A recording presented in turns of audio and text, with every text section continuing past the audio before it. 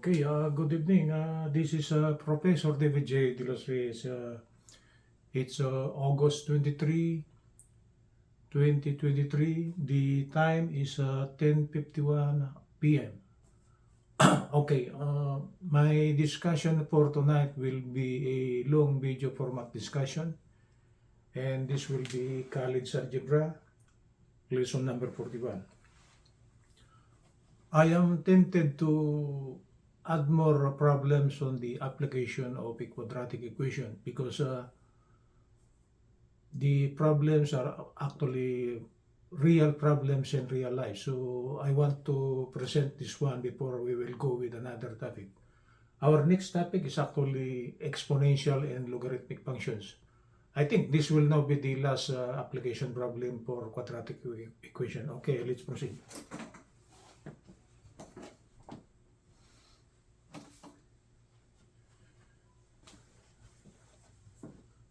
My topic for tonight will be a long video format discussion on this will be college algebra. This is lesson number 41. Okay, we are running smooth and the title of the topic is quadratic equation application problems. In real life application problems, it's very interesting to solve those problems, okay? I don't mind those problems that just involve just plain numbers. Because the reason why we are studying mathematics is for us to use this one in the so-called application problems. Okay, let's proceed. My last example for tonight will be an application problem of quadratic equation. Okay, I will try to read the problem. A rectangular composed container is to be formed in a corner of a fence yard with 8 feet of chicken wire, the other two sides of the rectangle. If the chicken wire is 3 feet high, what dimensions of the base will maximize the container's volume? We are given a rectangular compost. Rectangular compost is just a container for composting, you know. Composting, it is used for, what they call this, for fertilizing our garden yards, okay? And this rectangular compost is actually erected at the corner of a fence lot. We are given a lot, so it has a fence, and the rectangular compost it should be erected at the corner. The formation of the compost should be rectangular. Okay? The total materials of the fencing of the compost inside is actually 8 feet. The chicken wire. Okay? So if the compost is 3 feet high, okay, what will be the dimensions of the base? Dimensions of the base, it should be this width here and this length here. Then it goes up 3 feet. So actually it comprises a volume. So the problem is asking what will be this width here and this length here, so that the volume of the rectangular compost that will be erected should be maximum. So it seems we are on the so-called maxima minimum problems under differential calculus. Actually, this falls under differential calculus. But we could solve this problem by just using quadratic equation under algebra. Later on, I will present the second solution by using differential calculus. Okay, let's proceed. So they should be the fence, okay? We got one corner. This is the corner. This is one side of the fence. This is the other side. They are erected perpendicular with respect to each other, okay? And on this fence, okay, there should be a rectangular compost which will be erected. we used to compose so many things. The one garbage coming from our kitchen, we put it here. So when it is really fermented already, we could use it to fertilize our garden. Okay.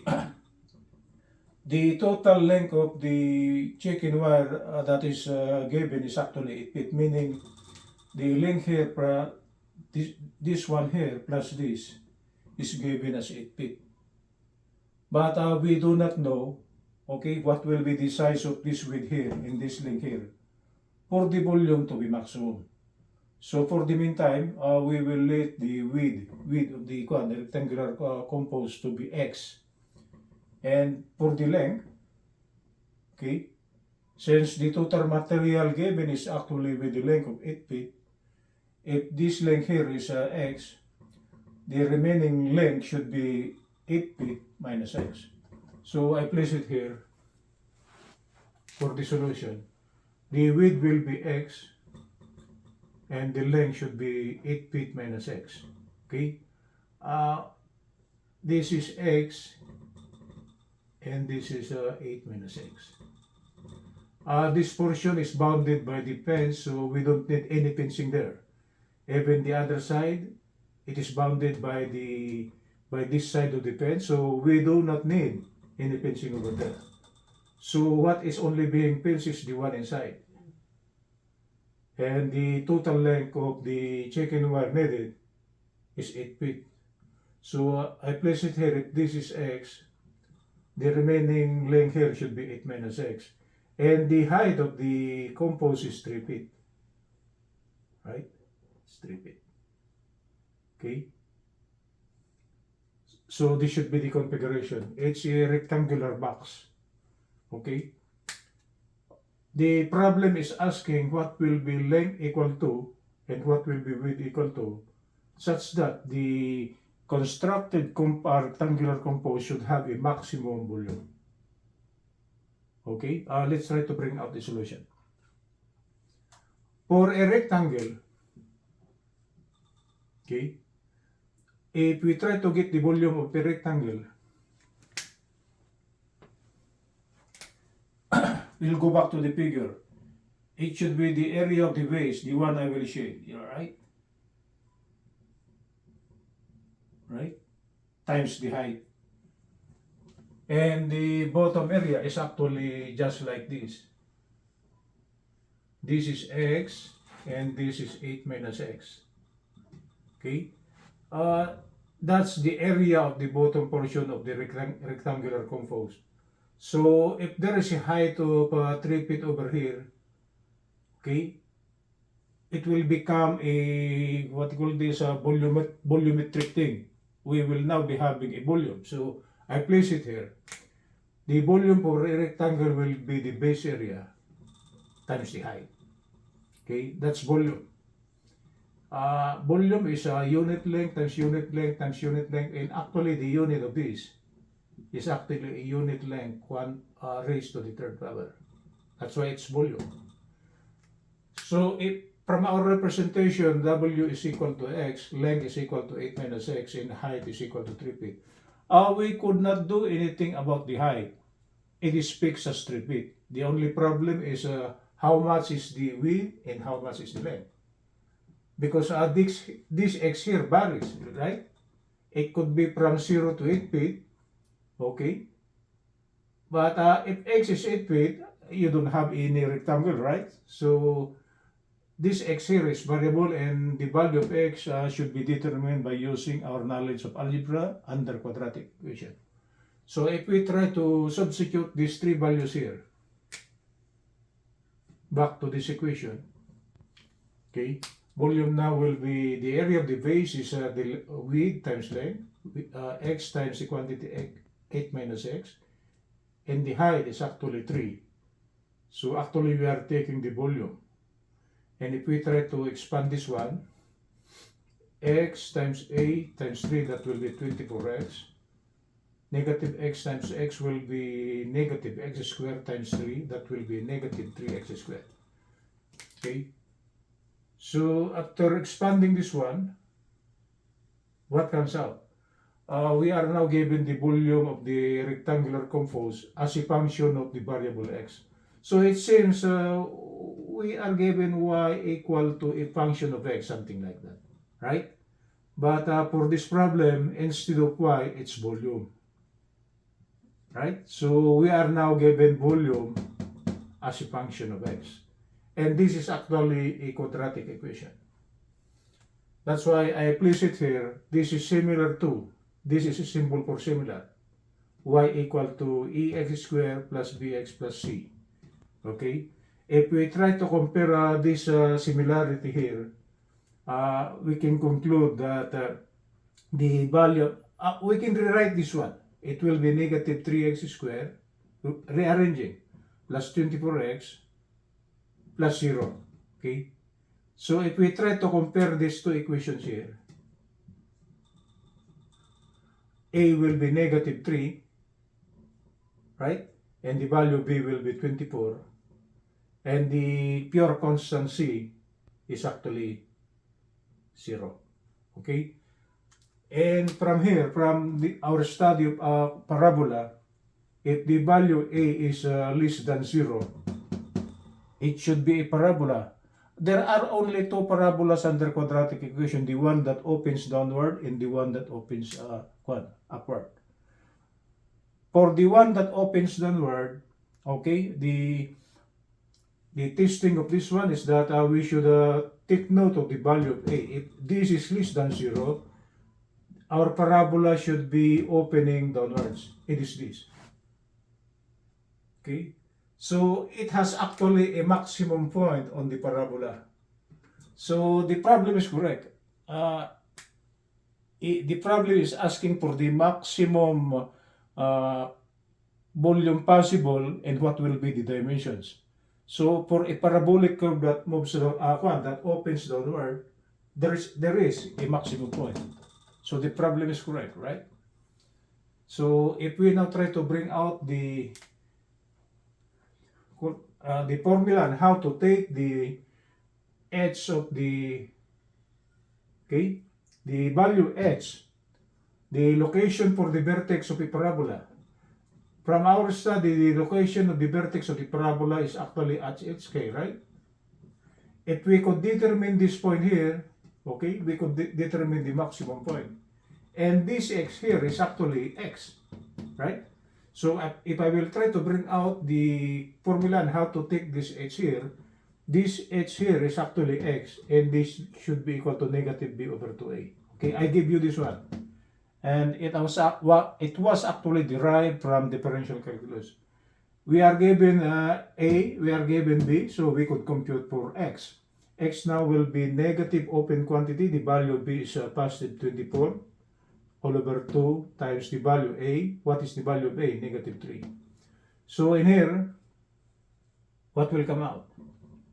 The sign of the numerator is negative and the sign of the denominator is negative. If we try to expand, so a negative over a negative will be a positive. Okay, so we are correct. The value of x now will be negative 24 over negative 6. And the value of x is actually 4p. Okay. This is the value of x, which is actually equal to the width. Okay. And this value of x will give us the maximum volume. So if we try to compute for the length, okay, the length is actually 8 minus x, so it will be 4p.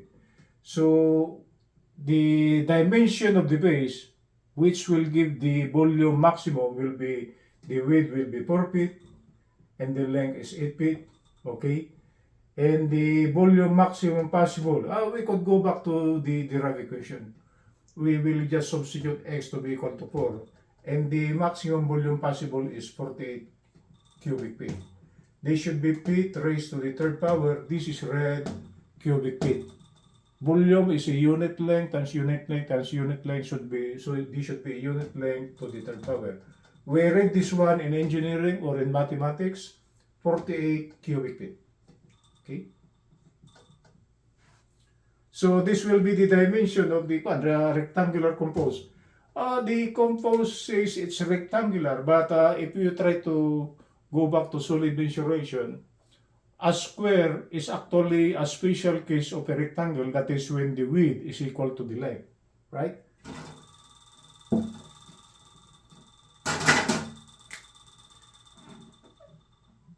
For a square, the width should be equal to the length because this is 4 feet and this is 4 feet. And this is to be considered a rectangle because a square is actually a special case of rectangle, that is when the width is equal to the length. So for the volume to be maximum, the compost that we will be constructing over here, the dimension should be a square base, okay, times the height of 3 feet. And the volume is actually, the area of the base will be 4 times 4, which is 16, okay, times 3, that will be 48 cubic feet. So this is the volume maximum possible. That is when W is equal to 4 feet and length is equal to 8 feet. Okay, so you now know the significance of algebra and practical problems in real life. This is it. Okay, let's try to check the validity of our answer. Oh, our answer is correct, but I will try to bring out a second solution by using differential calculus. Check by using the differential calculus solution. We will be using the derived equation. Volume is equal to minus 3x squared plus 24x. It's an easy money already. It's an easy problem because we are now given volume as a function of x from the algebra portion. Even though in differential calculus, before you could arrive at here, you must have to bring out your derivation for this one. Because without knowing how to derive the relation of what you will be differentiating, okay, you cannot solve the problem. Okay, so we are now given the relation of volume as a function of x. Volume is variable, x is variable. The problem is, what will be the value of x, which will give the volume maximum? And that is an easy problem under differential calculus. Just take the first derivative, then equate that first derivative to 0, then solve for x. It's always like that. So if we try to take the derivative of this, the derivative of volume with respect to x is dv dx, and the derivative of the right hand side, we are differentiating with respect to x. It should be negative 3. The derivative of x squared will be, it falls under the power formula, 2x times 1. And the derivative of 24x will be 24 times the derivative of x with respect to itself, this is 1. And under the study of differential calculus, okay, for maximum volume, we set dv over dx equal to 0. Because at the maximum point location, dv dx is actually equal to 0. Why 0? dv dx is actually slope of the tangent line. Because at the maximum point location, the slope of the tangent line is 0. Okay? So if we set the dv dx equal to 0, we could determine the points which will give us the maximum volume and for the value of x. So if we try to equate the left hand side to 0, this is 0, equal to negative 6x plus 24. Solving for x, it will be negative 24 over negative 6. And x is equal to 4 feet. 8 minus x should also be 4 feet. And the volume maximum possible will be 48 cubic feet. It is true. Okay. So this is the solution by using differential calculus solution. So it depends on you on what type of solution you want to use. Is it algebra or differential calculus? Because there are problems in which, okay, you cannot just use pure algebra and you will be using differential calculus. That's why differential calculus, one of the prerequisites is actually our knowledge of algebra. Because in algebra, we will be formulating our own equation, okay, that is needed before we will differentiate. Okay, that's differential calculus. We needed algebra to to complete a problem in differential calculus, because the first part of the solution is actually algebra, and the next one will be differential calculus. Okay, that's it, guys. I think this will now be our last topic under quadratic equations. So for those of you who are studying college algebra, this is for you guys. If you want to subscribe to my channel is at youtube.com/@profdbjtilusreyes. If you want to share it, please click share. Okay, good evening from Los Angeles, Professor David J. De Los Reyes.